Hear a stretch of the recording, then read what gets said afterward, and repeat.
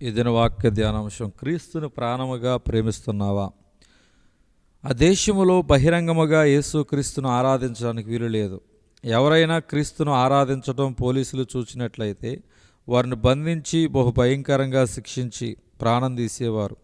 కావున అక్కడున్న కొంతమంది విశ్వాసులు ఎవరికీ తెలియకుండా రహస్యంగా దేవుని ఆరాధిస్తూ ఉండేవారు.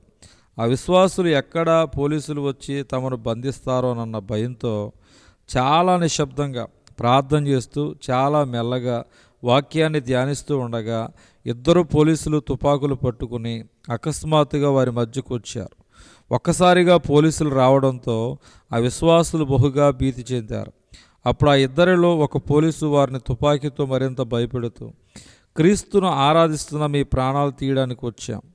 యేసు దేవుడు కాదని ఆయనను మేము నమ్మటం లేదని చెప్పి యేసును బహిరంగముగా తిరస్కరిస్తే మిమ్మల్ని విడిచిపెట్టేస్తాం, మీరు ప్రశాంతంగా ఇక్కడి నుంచి బయటికి వెళ్ళిపోవచ్చు.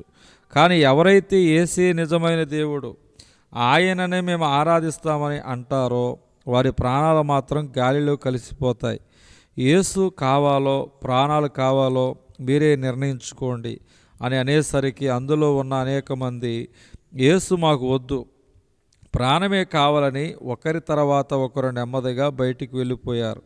కానీ వారిలో 10 మంది విశ్వాసులు ధైర్యంగా అక్కడే నిలబడి, రాజులకు రాజైన ప్రభువులకు ప్రభు అయిన ఆ యేసు మాలాంటి పాపిష్టి వారి కోసం తన ప్రాణాలనే బలిగా అర్పించేశాడు.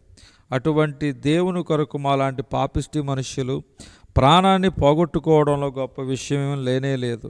యేసును నమ్ముకున్నందుకు మీరు మమ్మను చంపాలనుకుంటే చంపండి, మేము మా ప్రాణాలైనా పోగొట్టుకుంటాము, కానీ దేవాది దేవుడైన క్రీస్తును మాత్రము తిరస్కరించమని చెప్పి ధైర్యముగా ఎదురు నిలిచి సాక్ష్యం చెప్పినప్పుడు తుపాకీలతో వచ్చిన ఆ ఇద్దరు పోలీసులు వారి తుపాకీలను ప్రక్కన పడేసి, అయ్యా మేము కూడా క్రైస్తవులమే, ఎక్కడ నిజమైన క్రైస్తవులు ఉన్నారో తెలుసుకోవాలని మారువేషములో వచ్చాం, కానీ మేము నిజమైన పోలీసులం కాదు.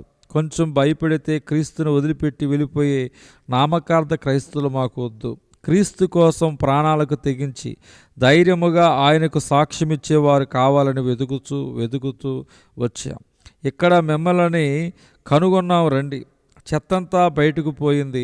జీవం కలిగిన దేవుణ్ణి మనము ఆత్మతోనూ సత్యముతోనూ ఆరాధిద్దాం, కూర్చోండి అని చెప్పి వారు సంతోషముతో దేవుణ్ణి ఆరాధించారు. ప్రియ సహోదరి, ఒకవేళ నువ్వు ఆ గుంపులో ఉన్నట్లయితే ఏమి చేసి ఉండేవాడివి? క్రీస్తు వద్దు, ప్రాణమే కావాలని బయటకు వెళ్ళిపోయేవాడువా? లేక ప్రాణాలకు తెగించి క్రీస్తు కొరకు నిలబడేవాడువా? ఎలా ఉంది క్రీస్తులోని విశ్వాసం? ఒక్కసారి ఆలోచించు. ఈనాటి సంఘాల్లో ఆదివారపు క్రైస్తవులు, పండగ క్రైస్తవులు, పుట్టుక క్రైస్తవులు, నటించే క్రైస్తవులు, నామకార్థ క్రైస్తవులు, అల్పకాల క్రైస్తవులు రోజు రోజుకు పెరిగిపోతున్నారు.